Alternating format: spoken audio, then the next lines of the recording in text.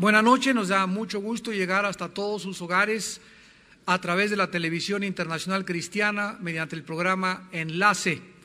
Estamos compartiendo con ustedes el maravilloso, profundo y asombroso libro que nos narra la consumación del plan de Dios, el libro del Apocalipsis.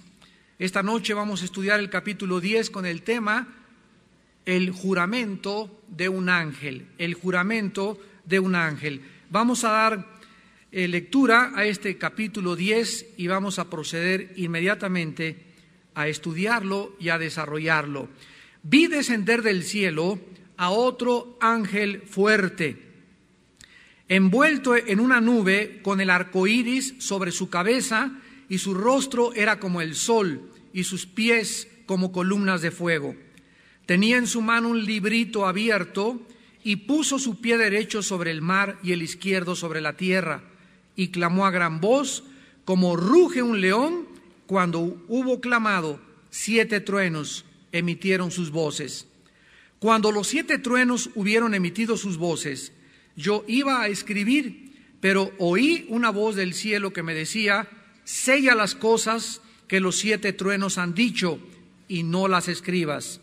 Y el ángel que vi en pie sobre el mar y sobre la tierra levantó su mano al cielo y juró por el que vive por los siglos de los siglos, que creó el cielo y las cosas que están en él, y la tierra y las cosas que están en ella, y el mar y las cosas que están en él, que el tiempo no sería más, sino que en los días de la voz del 7º ángel, cuando él comience a tocar la trompeta, el misterio de Dios se consumará, como él lo anunció a sus siervos los profetas.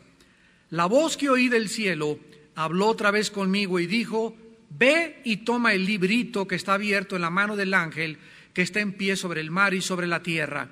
Y fui al ángel diciéndole que me diese el librito, y él me dijo: toma y cómelo, y te amargará el vientre, pero en tu boca será dulce como la miel. Entonces tomé el librito de la mano del ángel y lo comí, y era dulce en mi boca como la miel, pero cuando lo hube comido, amargó mi vientre. Y él me dijo: es necesario que profetices otra vez sobre muchos pueblos, naciones, lenguas y reyes. Muy bien, el pasaje que comenzamos en esta noche a estudiar del capítulo 10 de Apocalipsis, o sea, entre el capítulo 10, versículo 1 de Apocalipsis y Apocalipsis 11, versículo 13, es un interludio o es un paréntesis entre el sonido de la 6ª y de la 7ª trompeta. Ya vimos también nosotros que cuando en los sellos había el 6º y el 7º sello, hubo también un intermedio. Y vamos a ver nosotros que en este intermedio, antes de que suene la 7ª trompeta, vamos a ver el estudio de este ángel que no es Jesucristo, que no es Miguel, que no es Gabriel, es un ángel especial que lo vamos a ver con detalle. Vamos a ver el templo y la santa ciudad en el capítulo 11 de Apocalipsis y el maravilloso estudio que vamos a hacer de los 2 testigos. La 6ª trompeta ya tocó como la estudiamos, pero la 7ª no la hará hasta Apocalipsis 11, versículo 15. Y las cosas que suceden después de estos llamados de atención al mundo son terribles. Una pregunta ha perturbado durante siglos a la humanidad, y a través de la historia continuamente los seres humanos continúan haciéndola. ¿Por qué permite Dios la maldad? ¿Por qué, se preguntan muchas personas, Dios no ha hecho nada para detener tanta corrupción, para detener tanta inmoralidad, para impedir el caos en el mundo? ¿Por qué permitió Dios que este cantante Marilyn Manson cantara en Monterrey? ¿Por qué permitió a los Beatles? ¿Por qué permitió a Adolfo Hitler? Y todas estas cosas que a nosotros nos parecen incomprensibles, ¿verdad? Es lo que nos hace preguntarnos: ¿cuánto tiempo más prevalecerá la maldad en el mundo? ¿Cuándo prevalecerá la justicia divina? ¿Y cuándo dejaremos de sufrir?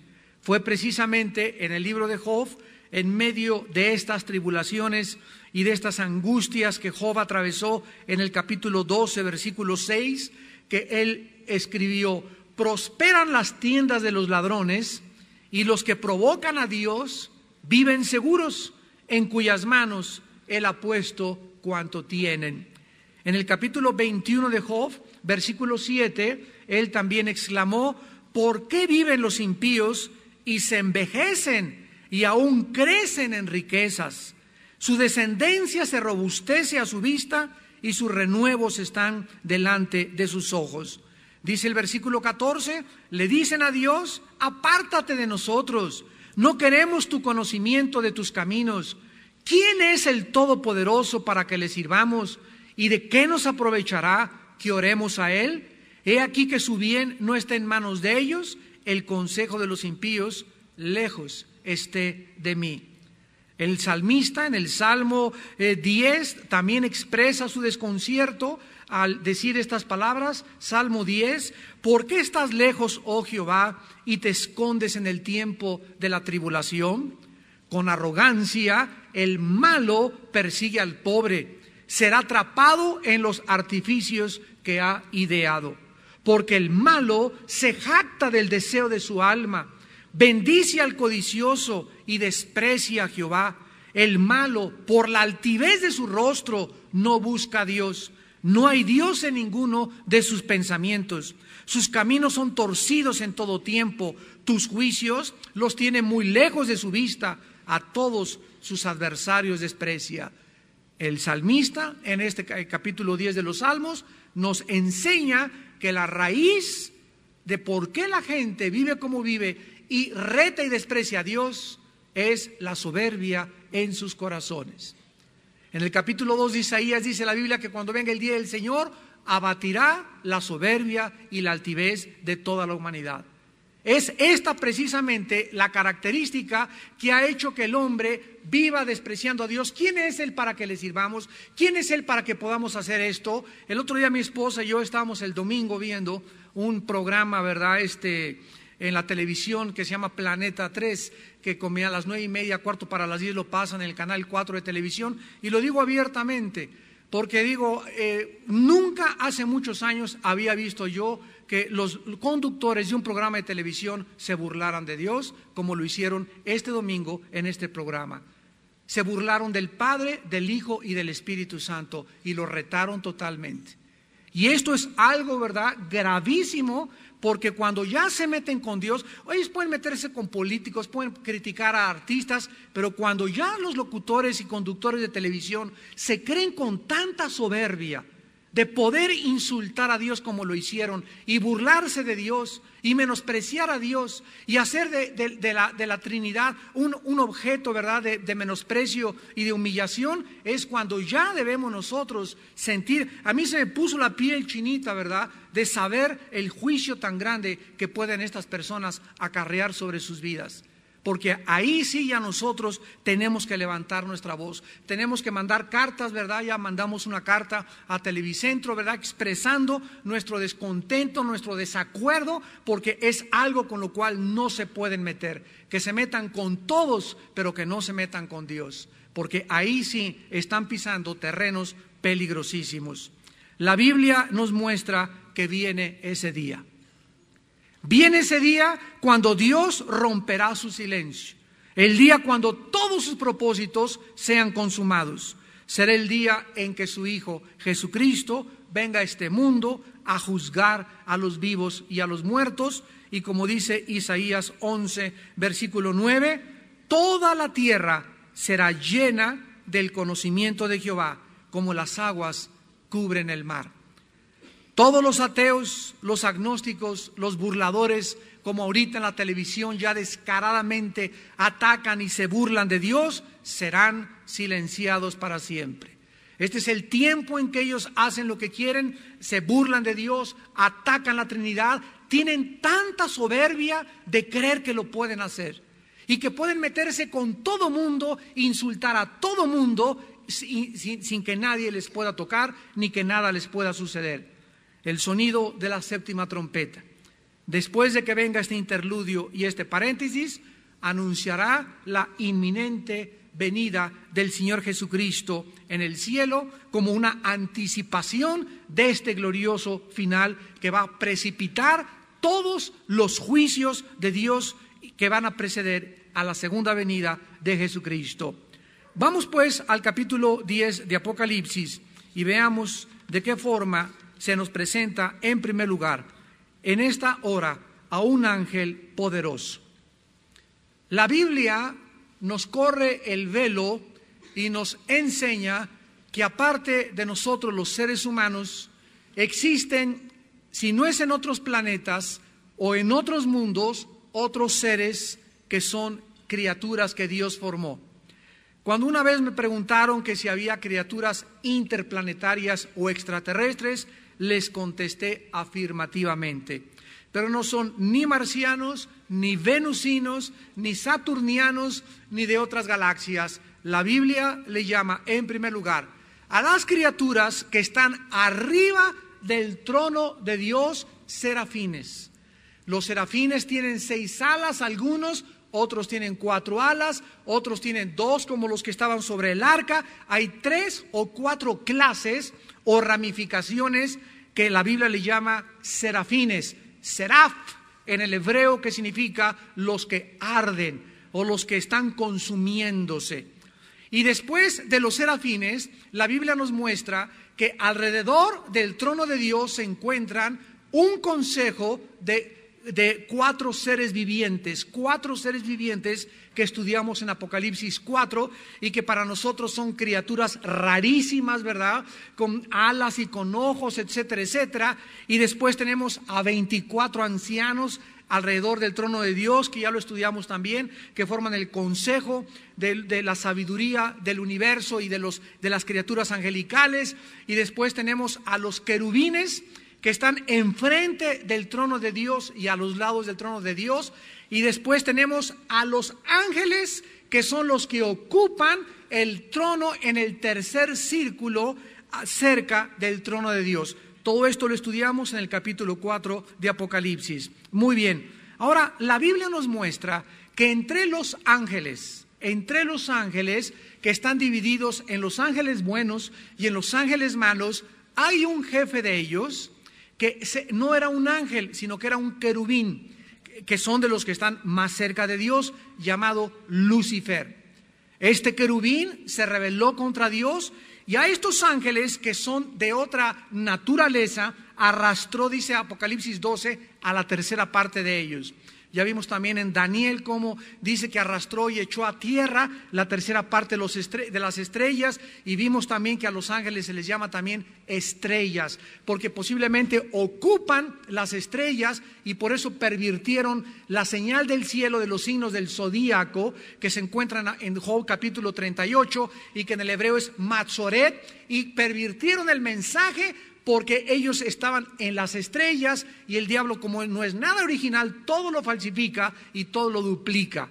Entonces, estos ángeles que están separados entre los que se rebelaron contra Dios y entre los que se rebelaron y los que permanecen fieles a Dios, se encuentran en el servicio de Dios ángeles que solamente son ocupados como mensajeros, como Gabriel. Gabriel se le apareció a Daniel, se le apareció a la Virgen María, fue la que le anunció, se le apareció a Zacarías, el padre de Juan el Bautista, y este ángel es un ángel especial de Dios y se usa como el correo de Dios.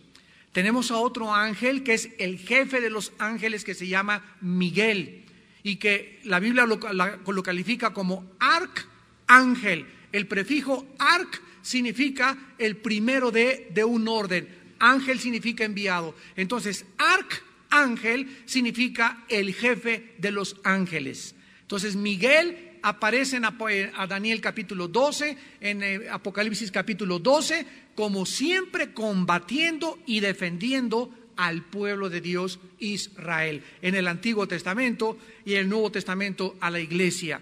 Ahora, de todos estos ángeles que tiene Dios como mensajeros, como Miguel, que es arcángel, y todos los demás que aparecen a su alrededor, tiene ángeles fuertes. Y aquí en Apocalipsis 10 dice la Biblia, vi descender del cielo a otro ángel fuerte. Este ángel fuerte es diferenciado de los otros 7 ángeles que están tocando las trompetas. Y algunos lo han identificado con Cristo de una forma equivocada, pero varios factores que vamos a estudiar a continuación, vamos en primer lugar a aclarar que este ángel fuerte no es Cristo, sino que es un ángel de los más, o sea, estamos estudiando que de los ángeles que tiene Dios, hay unos que resaltan como jefes, otros que son más fuertes, que significa más poderosos que otros ángeles. O sea que hay niveles también en el orden angelical de Dios. Y estos ángeles fuertes aparecen 1 o 2 veces nada más en la Biblia, en el libro de Apocalipsis. Y vamos a ver por qué es diferente a todos los demás ángeles. En primer lugar, cuando dice Apocalipsis 10:1, vi descender del cielo a otro ángel fuerte, la palabra otro en el griego es alón, que significa otro de la misma clase, porque en el griego hay 2 palabras para otro. La otra palabra es tereos, ya viene la palabra heterosexual o la raíz etéreo, que significa otro de diferente clase. Entonces, ¿cuáles son las relaciones heterosexuales? Cuando un hombre y una mujer tienen sexo, homosexuales del mismo sexo. Entonces, la palabra que se usa aquí es alón, otro de la misma clase. Si fuera Cristo, se hubiera usado la palabra tereos, otro de una clase diferente. O sea, este ángel fuerte pertenece a la clase, al nivel de los ángeles. El vocablo fuerte en el griego es ish-irion, que significa ángel que pertenece al rango del poder especial de Dios. O sea, este ángel es de los que tiene Dios apartados como de los más poderosos que existen. ¿Se acuerdan ustedes en Daniel 10, cuando Daniel cae de rodillas y se pone a ayunar 21 días porque ya se habían cumplido los 70 años de la cautividad babilónica? Daniel comenzó a estudiar el libro de Jeremías y descubrió que ya estaba cerca el tiempo de la liberación de la cautividad, y entonces se pone a ayunar y Dios le manda un ángel, y cuando va bajando el ángel del cielo, alguien en el cielo lo intercepta a este ángel de Dios y comienza una pelea en el cielo entre el ángel que Dios envió y un principado de Satanás. ¿Quién es el que intercepta a Daniel? O el principado que estaba gobernando en aquel tiempo el imperio de los medos persas. Y hemos visto que cada imperio tiene principados satánicos. Entonces comienza la guerra en el cielo y este ángel lo detiene 21 días. En el momento que Daniel se pone a orar, se inicia un conflicto cósmico en los cielos. Era tan fuerte el principado y este ángel que mandó, que el ángel manda pedir ayuda a Miguel el arcángel para que lo ayuden a pelear contra este principado de Satanás. Entonces nos damos cuenta que así como nosotros en el mundo físico hay ejércitos más fuertes, hay hombres más fuertes que otros, entre los ángeles del bien y del mal hay ángeles de Satanás que son más fuertes que otros ángeles de Dios y que necesitan 3 ángeles de Dios para pelear contra un principado satánico. Esto es increíblemente maravilloso. Y hay ángeles que uno solo de Dios puede contra 5 principados satánicos. Entonces vemos de qué forma están todos los ángeles de Dios, los buenos y los malos, clasificados en diferentes rangos. Ahora, en segundo lugar, siempre que Cristo aparece en Apocalipsis, aparece con un título, nunca se le llama ángel. Veamos rápidamente Apocalipsis 1, versículo 5. Siempre que Cristo aparece en Apocalipsis, aparece con un título. Apocalipsis 1:5, Jesucristo el testigo fiel, el primogénito de los muertos, el soberano de los reyes de la tierra. Versículo 13, y en medio de los 7 candeleros, a uno semejante al Hijo del Hombre. Versículo 17, cuando le vi, caí como muerto, puso su diestra diciéndome, no temas, yo soy el primero, yo soy el último, el que vivo, y estuve muerto, mas he aquí que vivo por los siglos de los siglos, y tengo las llaves de la muerte y del infierno o del Hades. Capítulo 2, versículo 18. Escribe al ángel de la iglesia en Tiatira: el Hijo de Dios, el que tiene ojos como llama de fuego y pies semejantes al bronce bruñido, dice esto. Vemos pues que siempre en Apocalipsis Cristo aparece con un título: el Hijo de Dios, el primero y el último, el testigo fiel, el que estuvo muerto mas he aquí que vive por los siglos de los siglos. Nunca aparece con el título de ángel. En tercer lugar, otros ángeles fuertes. Vamos a Apocalipsis 5, versículo 2. Vi un ángel fuerte que pregonaba a gran voz: ¿quién es digno de abrir el libro y desatar sus sellos? Vemos nosotros que otra vez un ángel especial de Dios se pone a clamar en el universo entero: ¿quién es digno en el universo? En ese momento pudo haber pasado Abraham: no eres digno. David: no eres digno. José: no es digno. Santa Rita de Casia: no es digna. San Martín de Porres: menos. Los papas a un lado, todos las vírgenes, nadie, ni los ángeles ni los querubines que están cerca de Dios, dice la Biblia, que se tapan el rostro cuando están enfrente de la presencia de Dios. No tenemos nosotros una ligera y mínima idea de la santidad de Dios. Nadie pudo encontrarse digno ni de las criaturas más santas que están cerca de Dios, ni siquiera en el cielo ni en la tierra, para que abriera el libro. Lo estudiamos cuando vimos Apocalipsis 5, más que Jesucristo. Es la única criatura en el universo digna, por lo cual se le entregó el libro, y como lo hemos visto, Él fue quitando uno por uno de los sellos. Entonces, estos ángeles fuertes no pueden ser identificados con Jesucristo. Y la tercera vez, en Apocalipsis 18, que aparece este ángel fuerte, es en el versículo 21. Apocalipsis 18, 21. Y un ángel poderoso. Aquí se tradujo poderoso, pero es la misma palabra griega, ishrion. Un ángel poderoso tomó una piedra, como una gran piedra de molino, y la arrojó en el mar, diciendo: con el mismo ímpetu será derribada Babilonia, la gran ciudad, y nunca más será hallada. Esto es una profecía tomada de Jeremías 51, del 63 al 64, por lo que vemos que Apocalipsis 18 es Babilonia, la ciudad que ahorita se encuentra a 50 kilómetros de Bagdad y que se llama ahorita Ilá. Así que Apocalipsis 18 no son las torres de Nueva York, ni es una Babilonia figurativa, ni la podemos espiritualizar y menos alegorizar. Es una ciudad física que se convertirá, como lo hemos dicho, en el centro de la economía y del comercio internacional. Y por eso sabemos que es literal, porque se está citando la profecía de Jeremías. En cuarto lugar, es inconcebible, regresamos a Apocalipsis 10.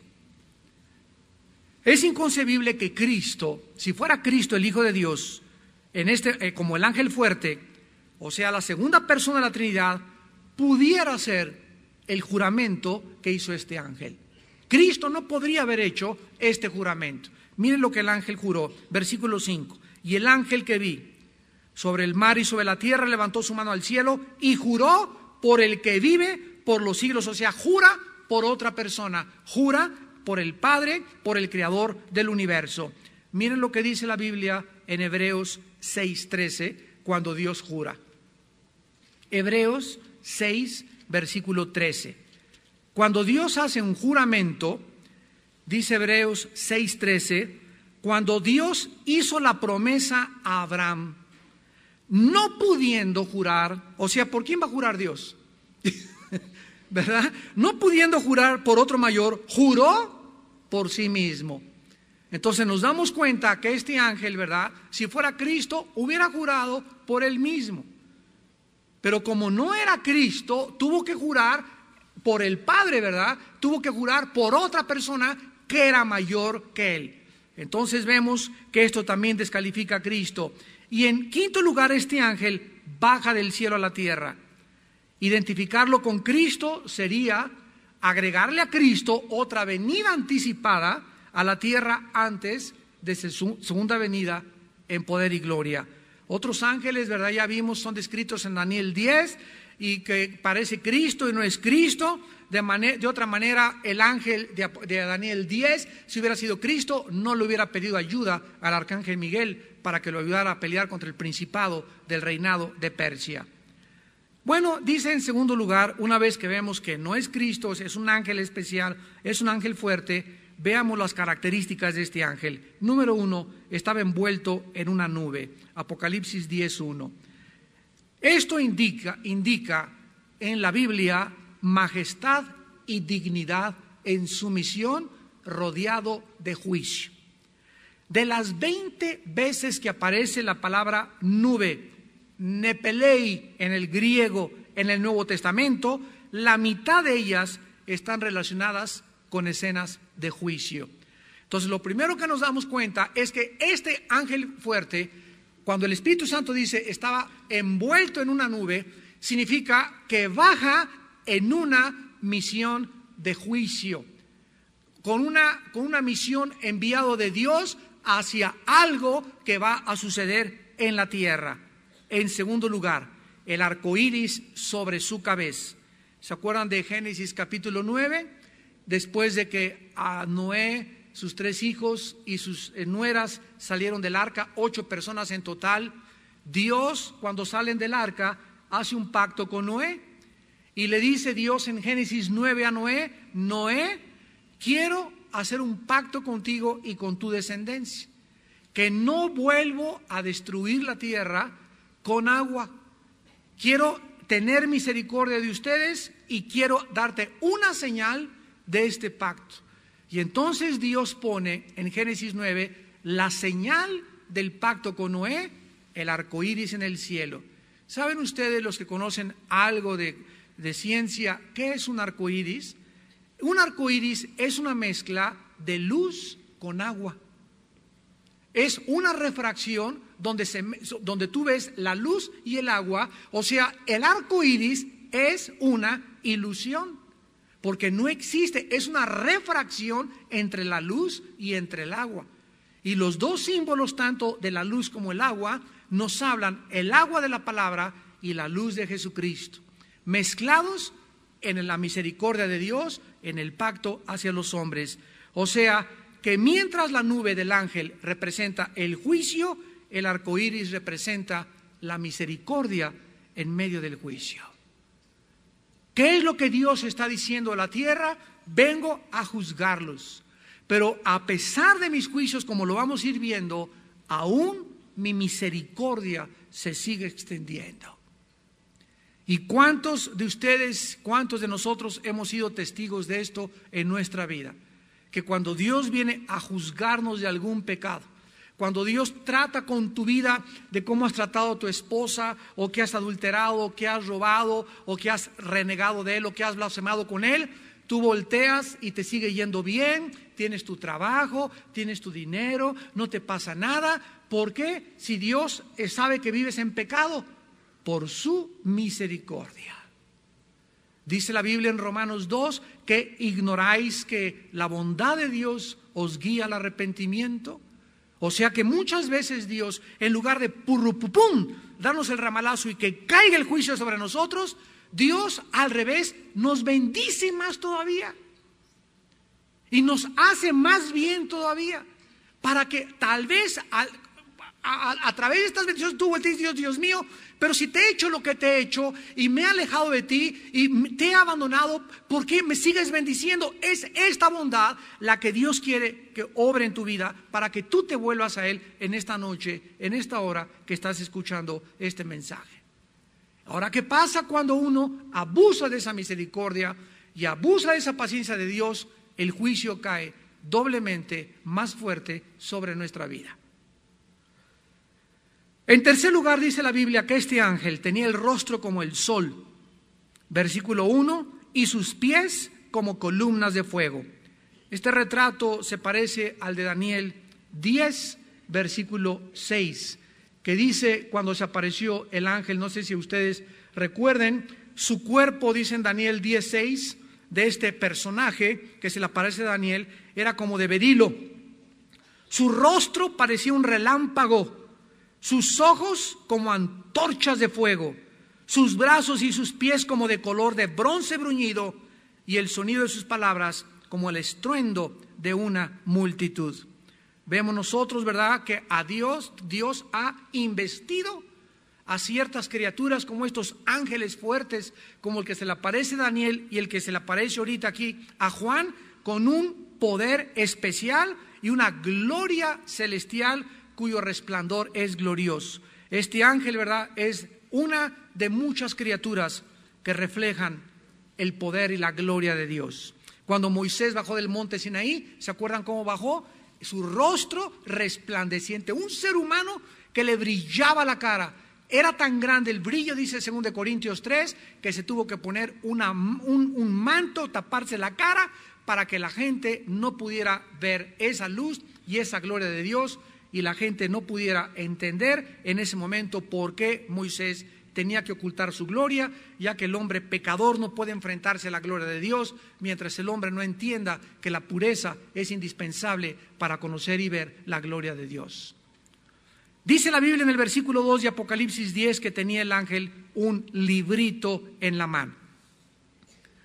Otra vez, muchos expositores han dicho que este librito es el mismo que se le entregó a Cristo en el capítulo 5, el que contiene los sellos. Pero la raíz de esta palabra es enteramente diferente en el idioma original griego. Esta palabra librito de Apocalipsis 10:2 es la palabra griega biblaridion, y la del libro de Apocalipsis 5 es biblión, que es un libro grande y este es un libro pequeñito, bibliaridion con R, que es el diminutivo de biblión, de ahí tenemos la palabra Biblia. Este rollo no puede ser el de Apocalipsis 5:1, porque el rollo de Apocalipsis 5:1 está sobre la diestra del que está sentado en el trono, mientras que este rollo pequeño está en la mano del ángel fuerte. El rollo del 5:1 de capítulo 5 está escrito por dentro y por fuera y sellado con 7 sellos, y vemos que esos sellos ya fueron abiertos, ¿verdad? Pero este rollo pequeño es entregado al apóstol Juan, el del capítulo 5 es entregado a Jesucristo. El del 5:1 es denominado Biblión y este es nombrado Bibliaridion. Ahora, muy bien, el contenido del librito que el ángel le da a Juan no nos es revelado en el Apocalipsis. Vamos a ir para allá. Pero parece representar una visión autorizada, escrita, que el ángel le da a Juan para ejecutar su misión. Este rollo debe contener, ¿verdad?, la consumación de los misterios de Dios. Por eso vamos a ver que cuando el ángel pone su pie sobre el mar y sobre la tierra y habla, que parece como un rugido de un león, se emiten 7 truenos en el cielo, 7 voces, y una le dice a Juan: no escribas lo que los 7 truenos han dicho, sella estas palabras porque nadie las puede oír. Y lo vamos a ver cómo más adelante estos sellos son quitados. Y dice también aquí que este ángel, versículo 2, tenía su pie derecho sobre el mar y el izquierdo sobre la tierra.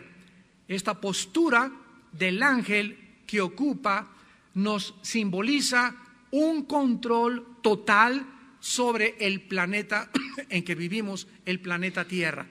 Es una posición de control sobre la totalidad del planeta Tierra. El mar y la tierra representa la autoridad total de Dios para juzgar al mundo. ¿Y quiénes son los instrumentos que están juzgando al mundo? Porque Dios podía bajar, ¿verdad?, y mandar rayos y ¡pum!, ya se acaba el planeta Tierra.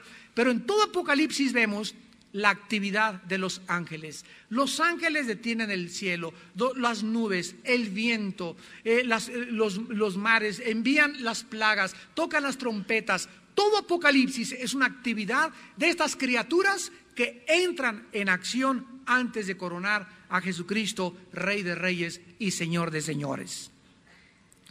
Ahora, este ángel, finalmente, dice la Biblia en el versículo 3, clamó a gran voz: como ruge un león, y cuando hubo clamado 7 truenos emitieron sus voces.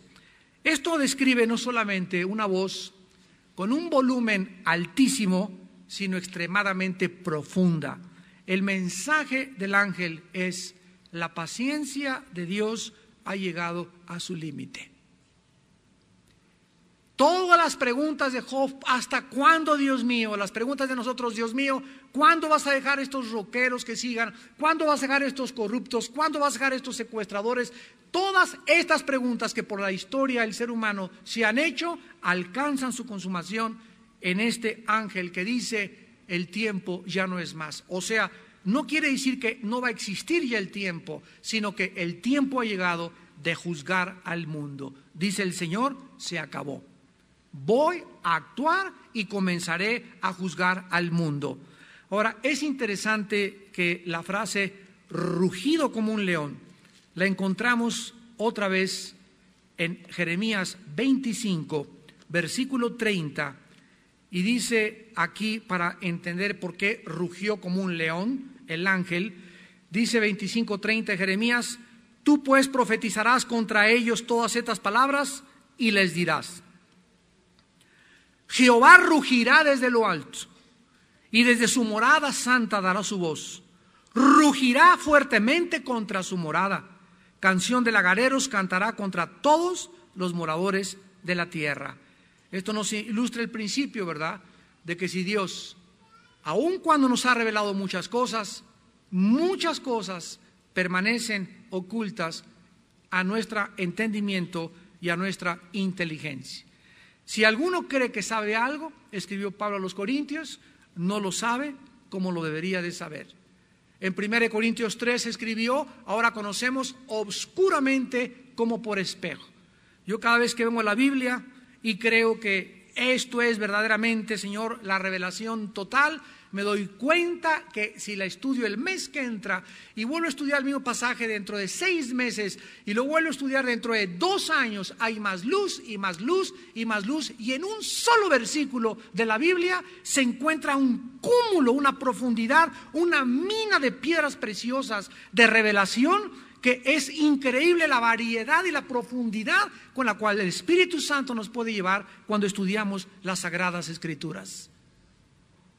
Y todo esto es para aquellos que reflexionan y meditan en la Biblia de día y de noche. Ninguno puede tener revelación de Dios, ni dirección de Dios, ni discernimiento ni entendimiento de la palabra y los caminos en el mundo espiritual, si no meditas día y noche en la palabra. ¿Y qué quiero decir con meditar? Ponderar en la Biblia. Te agarras 2 versículos en la mañana o 3, en la tarde, en la noche, y los memorizas y estás piensa en ellos y piensa en ellos y piensa en ellos y reflexionándolos y pensando en ellos, proverbios de los salmos, y comienza la luz y comienza la luz y comienzas a entender, y esto se llama meditar en la palabra. ¿Y saben algo? Que Dios promete en Josué 1, 8 y 9, que cualquier hijo de Dios o hija de Dios que medite día y noche en la Biblia, todo le saldrá bien. Todo te saldrá bien. Te saldrá bien en tu trabajo, te saldrá bien en lo que hagas. Dios nos garantiza prosperidad. Esta es la verdadera prosperidad bíblica, que tenemos su bendición en todas las cosas que hagamos si nosotros meditamos día y noche en su palabra. Ahora, en el versículo 5 y 6 al 7, 5 al 7, el ángel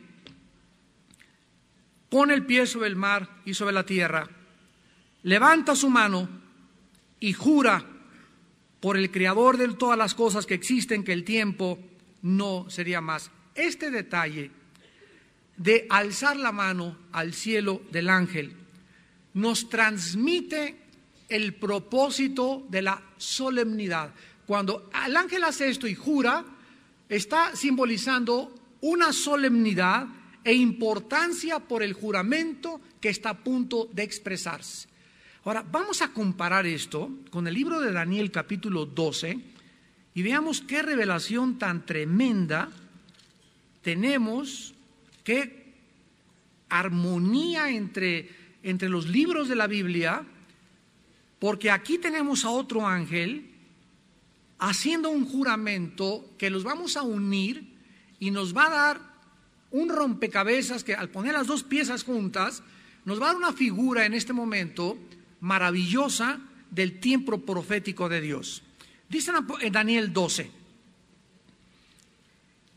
el versículo 5, escribe Daniel que él estaba ahí mirando y había dos criaturas, dos ángeles en pie. Daniel estaba en un río y un ángel, síganme con cuidado, estaba aquí en la orilla y otro ángel estaba en esa orilla del río. Dos ángeles. Y dijo uno, o sea, uno de los ángeles le dijo a otro ángel que estaba vestido de lino, y este ángel estaba sobre las aguas del río. ¿Cuándo será el fin de estas maravillas? O sea, un ángel le está preguntando a otro ángel que sabe más. Si no supiera más, no le hubiera preguntado a este ángel. Lo que vemos que este ángel que está sobre el río tenía un conocimiento más profundo de las cosas de Dios. ¿De qué maravillas se está hablando? Bueno, los que ya estudiamos Daniel, ¿se acuerdan ustedes que en el capítulo 9 Dios le revela a Daniel el futuro de la ciudad de Jerusalén y el futuro de la nación judía? Y se le dan 490 años que se conocen como la 70 semana de Daniel o la 70ª semana de Daniel, donde en este periodo de 490 años se cumplen desde que el rey Artajerjes, Nehemías 2, dictó la orden para reconstruir Jerusalén hasta que venga el Mesías. Habrá este cumplimiento de los 490 años que Dios le dio a Daniel y entonces vendrá la consumación de todas las cosas de Dios. Ahora, estas maravillas, versículo 7, oía al varón vestido de lino que estaba sobre las aguas del río, el cual, ¿qué cosa? Ahí está, o sea, 650 años antes de Juan en Apocalipsis. Apocalipsis fue escrito 650 años después de que Daniel tuvo esta revelación. 650 años después, el apóstol Juan escribió Apocalipsis y vio lo que vio Daniel. El ángel que se le apareció a Daniel levantó su diestra al cielo y juró. Lo mismo que el de Apocalipsis capítulo 10. Hizo un juramento, y miren ustedes el juramento. Juró que será por tiempo, en el hebreo tiempo es, ¿verdad? Es un año. Tiempos son 2 años y la mitad de un tiempo es medio año. Juró por los siglos que será por tiempo, tiempos y la mitad de un tiempo. Juró que será por 3 años y medio. Estos 3 años y medio los vamos a ver en Apocalipsis 11 con los 2 testigos, los vamos a ver en Apocalipsis 12 con el anticristo, los vamos a ver en Apocalipsis 13 con el anticristo y los vamos a ver en Apocalipsis capítulo 17 y al final del libro de Apocalipsis. 3 años y medio son lo que Dios le da al anticristo para gobernar el mundo. 3 años y medio. 3 años y medio los 2 testigos en Jerusalén profetizarán y atormentarán al mundo con su mensaje de arrepentimiento y de proclamación del Evangelio de Cristo. 3 años y medio, Apocalipsis 12, Israel será escondido en el desierto, guardado del anticristo, un remanente del anticristo para que cuando venga Cristo, este remanente se arrepienta y entonces Israel será salvo. Pero estos 3 años y medio es la última parte que queda en la semana 70 de Daniel y que cubre la última parte de la ira de Dios, parte de la gran tribulación del libro de Apocalipsis. Vamos a ver, juró que por 3 años y medio, cuando se acabe la dispersión del poder del pueblo santo, o sea que después de 3 años y medio se va a acabar, como lo vamos a ver en Apocalipsis, la persecución de los judíos y la persecución de los cristianos. Y cuando se acabe esto, estas cosas serán cumplidas. Regresamos a Apocalipsis. Y este ángel jura, versículo 6, que el tiempo no sería más, que se consumaría toda la gloria y todas las cosas que Dios había prometido a sus profetas. ¿A qué profetas? Como dice el versículo 7, sino que en los días de la voz del séptimo ángel, cuando él comience la séptima trompeta. Oigan, pero ¿qué sigue las trompetas? Siguen 7 copas, ¿verdad? Apocalipsis 16. Pero las 16 copas se encuentran en la séptima trompeta, así como las 7 trompetas se encontraban o se encuentran en el séptimo sello. Todo esto ya lo vimos anteriormente, cómo se va, es como un pergamino, ¿verdad? Que tenía 7 sellos, se quita un sello, segundo sello, tercer sello, quinto sello. Al quitarse los 7 sellos, en el séptimo sello están las 7 trompetas y en las 7 trompetas están las 7 copas incluidas. Todo está, ¿verdad? Como un telescopio que se va haciendo así, el telescopio, ya ven que los telescopios se cierran así. Entonces, así es el plan de Dios, se va haciendo así, y así, y así, y así, pero todo forma parte de una unidad, y al mismo tiempo el telescopio se abre en 12 partes diferentes, y cada vez que se abre el telescopio, se ve más y más y más y más. Así es la revelación gradual de la palabra de Dios, espiritualmente hablando. Esto significa que el tiempo ya se iba a cumplir, la ejecución de la venganza de Dios no va a tardar, no habrá más demora en la consumación del plan eterno de Dios. Llegará el tiempo cuando los juicios de Dios no tendrán tardanza. Prontamente serán derramados mientras el Señor expresa el deseo de: no quiero que tú perezcas, ni que tú te vayas al infierno. Quiero que en esta hora que tú escuches este mensaje te arrepientas de tus pecados. Te arrepientas de tus pecados. Hoy en la mañana estaba leyendo un artículo en una revista americana. Se murió un artista de cine en Hollywood llamado Palomo, no sé qué cosa, joven como de 40 años. Y dice que entró a un restaurante y estaba comiendo, estaba aparentemente bien, ¿verdad? Nadie sabe nada detrás, pero así como fue a comer, le dio un ataque al corazón. Vinieron los paramédicos y antes de media hora, antes de llegar al hospital, había muerto. Y en este artículo estaban platicando 2 personas muy allegadas a él. Y una le dijo a la otra: oye, esto me ha hecho reflexionar, que lo vi hace 2 horas, lo vi a las 9 de la mañana. Y me dijo que iba a ir a comer con su esposo a un restaurante allá en California, etcétera, etcétera. Y esto me hace reflexionar que en cualquier momento yo puedo estar comiendo, puedo estar en una ruta 100, puedo estar en un bus, puedo estar en un camión, puedo estar donde quiera en la regadera y puedo caer muerto. Y ¿sabes una cosa? He pensado en comenzar a leer la Biblia. Esta es la conversación que tuvo lugar allá en Estados Unidos entre 2 personas de los mejores amigos de él. He pensado que debemos comenzar de veras a leer la Biblia, porque chirrión. Y si es cierto, como una vez estaba hablando un ateo con Blaise Pascal. Ustedes saben, Blaise Pascal fue un científico francés, cristiano y defensor de la Biblia. Y el ateo le dijo a Blaise Pascal: mire, señor Pascal, yo no creo que al morir haya ni cielo ni infierno, ahí nos quedamos en la tierra. Y Pascal le dijo: pues la Biblia dice que cuando tú mueras hay cielo o infierno. Y ¿sabes una cosa? Le dijo Pascal: de todas maneras yo te gano. Porque si es verdad, Pascal le dijo al ateo, que cuando muramos no hay nada más que la pura tierra, yo no pierdo nada. Pero si la Biblia tiene razón, ¿qué amolada te vas a llevar? Así que le dijo Pascal: de todas maneras yo salgo ganando. ¿Y qué tal que sí, verdad? Como decía mi compadre. ¿Y qué tal que sí, compadre? Y estas palabras son fieles y verdaderas. La resurrección de Cristo nos garantiza vida después de la muerte y un juicio inequívoco e inefable contra todo aquel que hace lo malo. Tribulación y angustia sobre todo ser que hace lo malo. Pero Dios, antes que diga se acabó mi paciencia, quiere que tú te arrepientas y te vuelvas a Él con todo tu corazón. Para que los pocos días o meses que tienes de vida y que yo tengo de vida, los aprovechemos viviendo a la luz de la eternidad. En Romanos capítulo 16 se nos muestra un misterio. Un misterio es una verdad no revelada.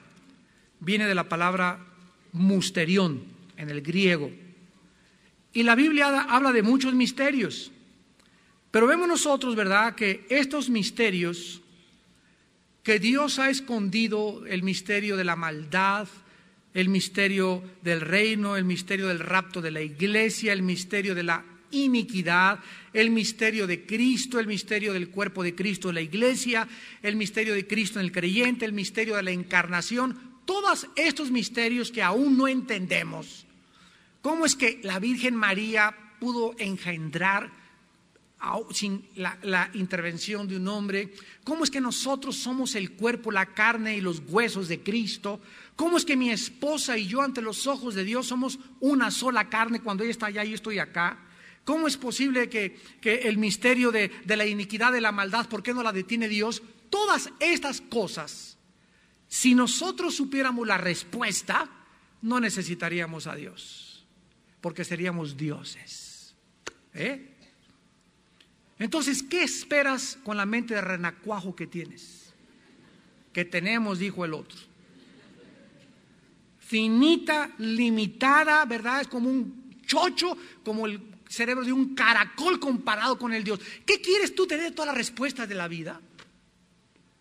Ay, pues como Dios no entiendo a Dios, ya no creo en Dios. El hecho que tú no entiendas algo te autoriza o te justifica para volverte un ateo o renegar de Dios. ¿Tú crees que eso se llama racionalismo o coherencia racional? Eso es todo lo contrario. El hecho que desconozcamos algo y que no tengamos respuestas de todas las cosas nos habla que si Dios se pudiera probar, ya no sería Dios, porque entonces no habría manera de poder demostrar realmente de que Dios es infinito. Pero cuando nosotros nos damos cuenta que es un Dios que lo llena todo y tan pequeño que cabe en un corazón, nos damos cuenta que aquí encontramos una cohesión entre lo infinito y lo finito, entre la grandeza y la pequeñez. Dios es inmensa, grande, pero es tan pequeño que cabe en un corazón humano. Y estos misterios están en la Biblia y la Biblia no nos lo oculta, pero nos revela la Biblia nos revela los misterios que muchos seres humanos aún no han comprendido. Miren, por ejemplo, en Romanos 16, versículos 25 al 26. Miren qué profundidad de palabras. Romanos 16, 25 al 26. Dice Pablo: y al que puede confirmarlos, según mi evangelio y la predicación de Jesucristo, según la revelación del misterio que se ha mantenido, ¿qué cosa? Oculto desde tiempos eternos. O sea, que desde antes de que Dios creara el universo, ni a los ángeles se los reveló, ni los ángeles.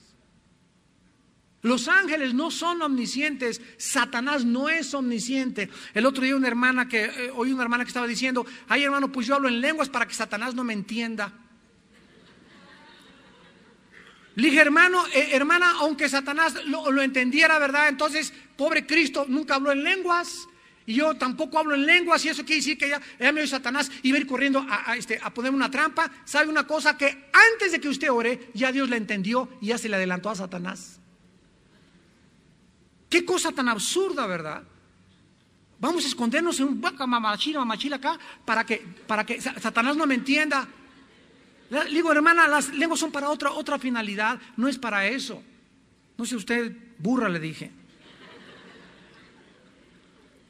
Y dice el versículo 26 que este misterio que se ha mantenido oculto desde tiempos eternos ha sido manifestado ahora. Ha sido manifestado ahora. Y por las escrituras de los profetas, según el mandamiento del Dios eterno, se ha dado a conocer a todas las gentes para que obedezcan a la fe, y al único sabio Dios sea la gloria mediante Jesucristo para siempre. Amén. Dice, este misterio lo explica en Efesios 3, que es el misterio de la multiforme sabiduría de Dios, que ha sido dada a conocer a los principados, y que los mismos ángeles, dice 1 Pedro 1 y 2 Pedro 1, se asomaban cuando estaba Ezequiel y cuando estaba Moisés con el Pentateuco y cuando estaba Daniel, cuando los profetas hebreos estaban escribiendo, cuando David escribía el Salmo 22, dice la Biblia que los ángeles se asomaban a ver qué estaban escribiendo, porque Dios no se los reveló a ellos. Fueron con Dios: Señor, ¿de qué se trata esto? Asómense y vean. Y llegaron los ángeles: pues vemos y no entendemos, pues así se van a quedar, les digo Dios. Porque no se los revelé a ustedes, se los revelé a mis hijos, los seres humanos. ¡Qué tremendo! Y ellos están, dice Efesios 3, aprendiendo de nosotros los misterios ocultos a ellos desde tiempos eternos, pero que Dios le plació en su soberanía revelárselos a la iglesia, nosotros. Y finalmente, ¿verdad? Dice la Biblia, regresamos a Apocalipsis, que Juan recibió la orden de comer el librito. Y por un lado, al comer el librito, sería dulce en su boca. Esto implicaría, ¿verdad?, que cuando nosotros nos enfrentamos a las verdades de Dios, dice el Salmo 19 que la palabra de Dios es dulce como la miel. Y hay muchas cosas que nos endulzan, ¿verdad? Aquí Juan estaba comiendo el librito y el librito contenía, lo vamos a ver mucho más adelante, que se nos revela después de la séptima trompeta, que el reino del Mesías sería establecido pronto, ¿verdad? Qué dulce noticia, Jesús ya viene a juzgar al mundo. Qué dulce noticia, pero por otro lado, le iba al digerirlo, al asimilarlo, amargarle, porque ahora él tenía que anunciar el juicio de la desobediencia y de la rebelión humana. Dice Apocalipsis 10:11, es necesario que profetices otra vez, y eso le amargó el vientre. Y así es como sucede a nosotros al comprender la Biblia. Venimos a Apocalipsis y leemos, Dios mío, gracias, la maldad se va a acabar, pero cuando tenemos que parar a predicar el Apocalipsis y decirle a la gente que vienen juicios y que vienen maremotos y que vienen estas cosas, hay algo en nosotros, por eso mucha gente no predica el Apocalipsis, porque dicen, no quiero infundirles temor. Y otros dicen, es que nada más predican temor para hacernos temblar y tener miedo del infierno. Piensa lo que tú quieras, pero tenemos que ser fieles a la palabra de Dios. Y si es temor lo que se te infunde, qué bueno que lo tengas, porque si no te infunde temor el hecho de que algún día vas a ser juzgado y echado al infierno, ¿qué otra cosa te podría producir temor? Y si no te lo produce es porque tu corazón es como una piedra y como una roca. Pero si tienes ese temor y sientes ese arrepentimiento, indica que hay sensibilidad todavía en tu vida para que en esta noche vengas a la cruz a recibir por su gracia y su misericordia el perdón de tus pecados. Oremos.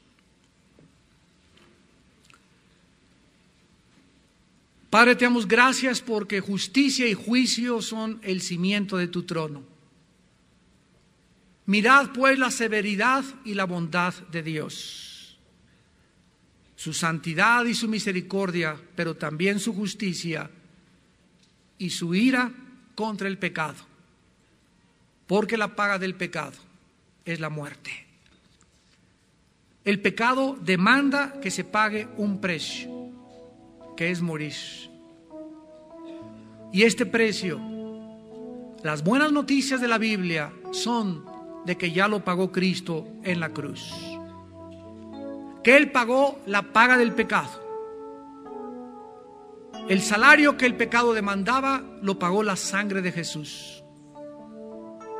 La justicia que Dios demandaba de nosotros la cumplió Jesucristo. Y ahora que Él ha cumplido y ha pagado lo que Dios demandaba que se pagara, ahora Dios nos dice, ya he pagado en tu lugar lo que tú nunca hubieras podido pagar, ni con buenas obras, ni con sacrificios, ni por pertenecer a X religión. Porque no hay otro nombre dado bajo el cielo en quien podamos ser salvos más que por la sangre derramada en la cruz del Calvario por Jesucristo, el Hijo de Dios. No hay ninguna otra cosa que agregarle a la salvación más que la muerte de Cristo. No fue el bautismo de Cristo por Juan lo que nos salvó, ni las buenas obras de Cristo. Eso lo hicieron a Él ser aceptable y ser nombrado el justo de Dios. Pero la muerte de Cristo, la sangre de Cristo, es lo que pagó por nuestros pecados. Su sacrificio en la cruz, su muerte expiatoria y vicaria en nuestro lugar. Ahora Dios nos ofrece este perdón gratis para que todo aquel que en Él cree no se pierda, mas tenga vida eterna.